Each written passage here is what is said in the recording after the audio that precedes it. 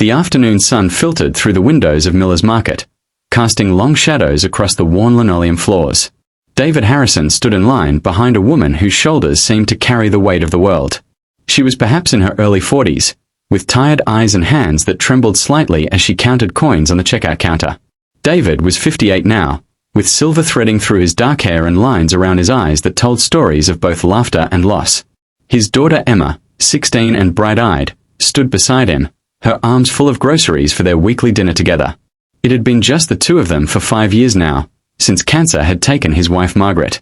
Those years had taught him something about struggle, about dignity, and about the quiet desperation that could hide behind a brave face. The woman ahead of them was counting pennies. Literally counting pennies. Her grocery basket held the basics: bread, milk, peanut butter, a small bag of apples. Nothing extra. Nothing indulgent. Just survival, measured out in copper coins. "I'm sorry," she said softly to the young cashier, her voice barely above a whisper. "I thought I had enough. Let me put something back." The cashier, a teenager with kind eyes, waited patiently. There was no judgment there, only sympathy. But the woman's cheeks flushed with shame anyway. David knew that feeling. He'd been there himself, in those first months after Margaret died, when medical bills had piled up like snowdrifts and pride had to be swallowed daily. Behind the woman, a small boy of about 7 peered around her coat. He had dark, serious eyes and a face that seemed too solemn for his age. He looked up at his mother with an expression that broke David's heart. Not disappointment, but understanding. This child already knew about hardship. Already knew about doing without. Emma touched her father's arm gently. She'd seen it too. At 16, she had her mother's compassionate heart. David stepped forward, his voice calm and warm. "Excuse me, miss," he said to the cashier, pulling out his wallet. "I'd like to cover her groceries, please. And add another $20 to her total so she can get whatever else she needs." The woman turned, her eyes wide with shock. No, I couldn't. I don't accept charity." David smiled, the gentle smile that had comforted his daughter through countless difficult nights. "It's not charity," he said quietly. "It's just one parent to another. I've been where you are. I know what it's like to count every penny and pray it's enough." Tears welled in the woman's eyes. I lost my job 3 weeks ago. The factory closed. I've been applying everywhere, but—" "You don't have to explain," David said softly. "Truly, you don't. We all need help sometimes. That's what makes us human." The woman's composure crumbled. Not dramatically, but in that quiet way that speaks of exhaustion and relief mixing together. "Thank you," she whispered. "Thank you so much." The little boy looked up at David with wonder in his eyes. "Are you an angel?" he asked seriously. David laughed, a warm sound that filled the checkout aisle. "No, son. Just a dad who remembers what it's like to struggle." Emma stepped forward with their basket. "Mom used to say that kindness is the rent we pay for living on this earth," she said gently to the woman. "Dad's just paying it forward." The woman wiped her eyes, managing a smile. "Your mother was wise." "She was," David agreed, his voice catching slightly. "And she taught us that we are all just walking each other home. Sometimes we need to lean on someone.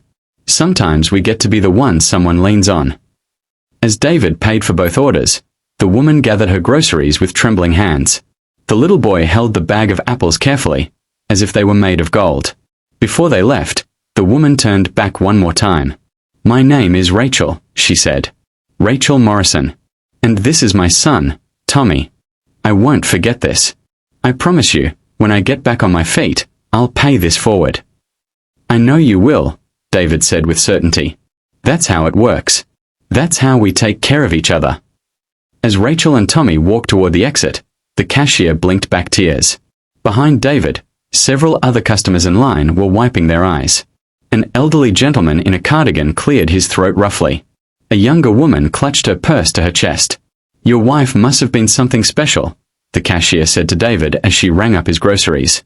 "She was," David replied, his voice full of love even after 5 years. "She taught me that we all carry invisible burdens. She said the greatest gift we can give someone is to lighten their load, even just a little."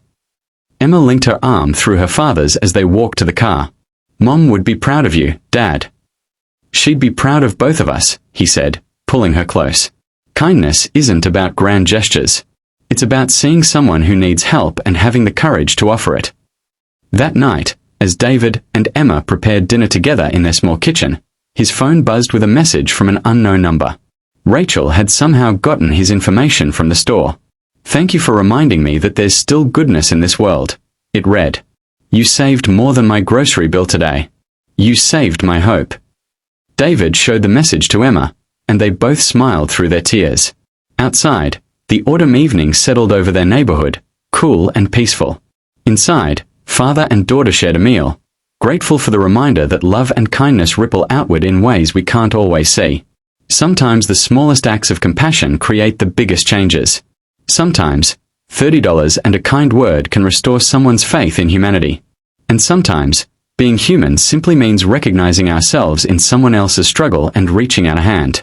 That's the lesson David hoped Emma would carry with her always. That's the lesson Margaret had lived by.